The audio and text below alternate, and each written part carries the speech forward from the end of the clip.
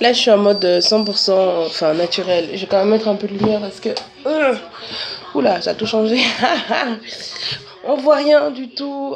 Donc là, je suis en train de faire ma routine teint. Donc c'est un masque au curcuma où j'ai mis du curcuma, j'ai mis de la farine, j'ai mis de la crème fraîche, j'ai mis du miel et j'ai mis du citron.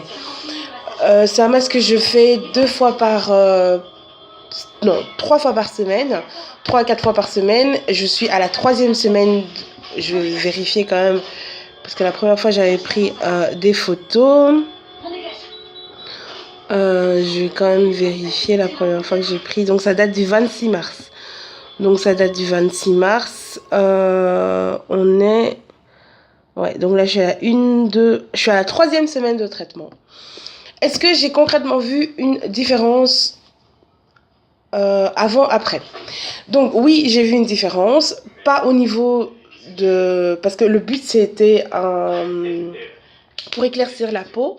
Et le but, c'était pour essayer d'effacer, d'atténuer les taches que j'ai eues, des taches noires à cause des boutons, à cause de, voilà, x, y raison.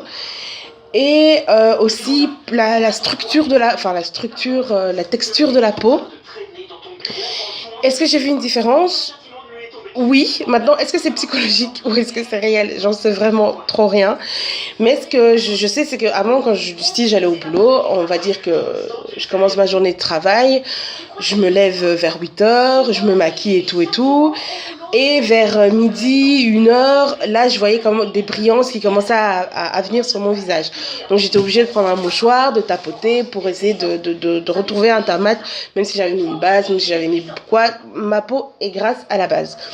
Et maintenant, depuis peu, je n'ai plus ce phénomène en fait.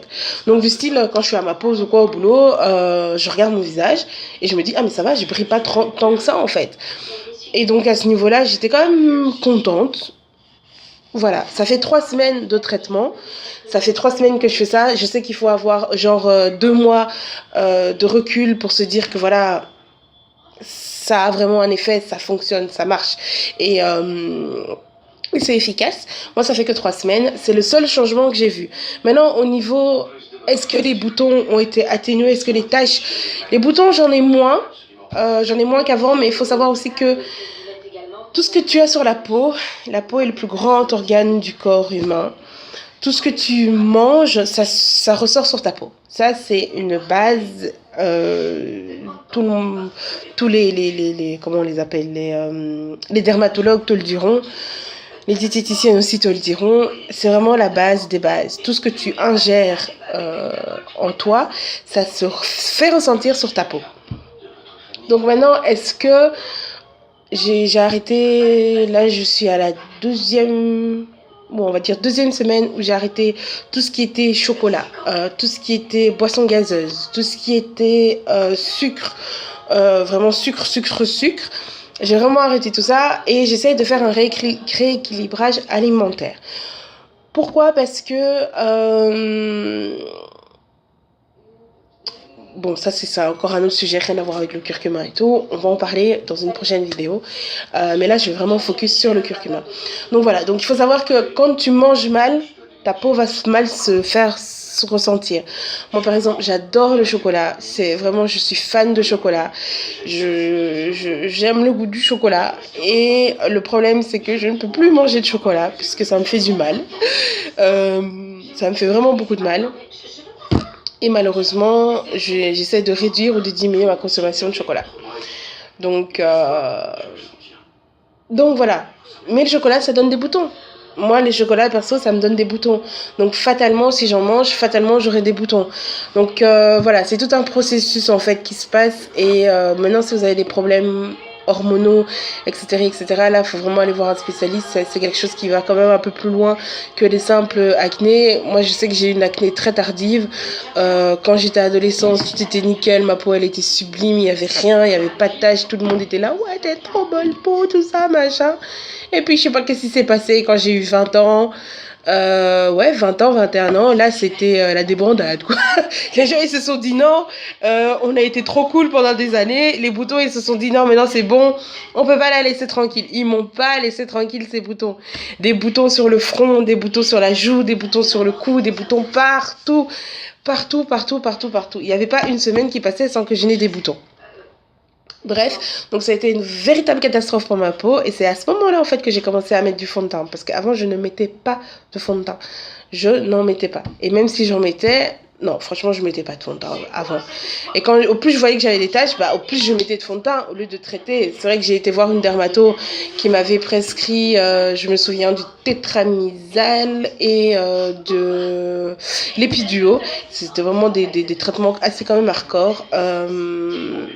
Ça a traité à un moment donné, mais les boutons ils revenaient toujours. Maintenant, je suis consciente que c'est un problème d'alimentation, c'est un problème de beaucoup de choses.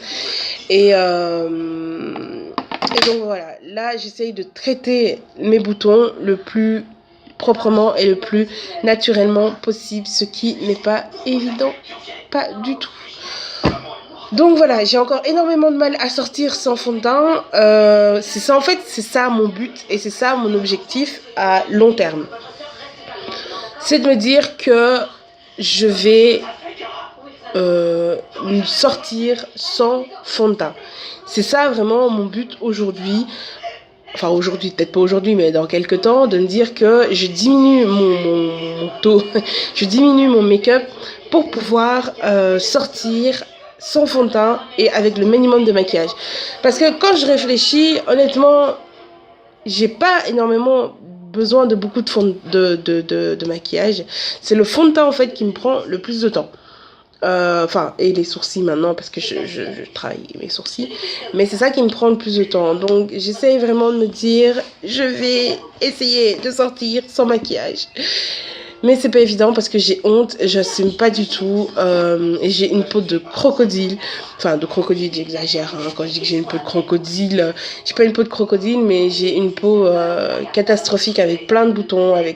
C'est même pas des boutons, c'est plus des taches noires qui me gênent, qui c'est pas du tout harmonieux, c'est pas du tout beau, c'est dégueulasse en fait. Donc voilà. Là, ça fait, je pense, un peu plus de 20 minutes que j'ai le maquillage, ça dégouline, ça dégouline. Mais j'ai vraiment une tête de... Bref. Voilà, je vais donc tester, je suis à la 3e semaine du curcuma. J'ai vu qu'en ayant une routine teint chaque soir, c'est très important pour le démaquillage, pour l'hydratation de la peau. Et surtout les filles, une erreur que moi je faisais avant, que je pensais que je faisais bien parce que j'avais la... En fait, on se dit, on a la peau grasse, donc il faut pas mettre d'huile, enfin faut pas mettre de crème, faut pas mettre d'huile aussi parce que sinon ça va la rendre encore plus grasse. C'est faux.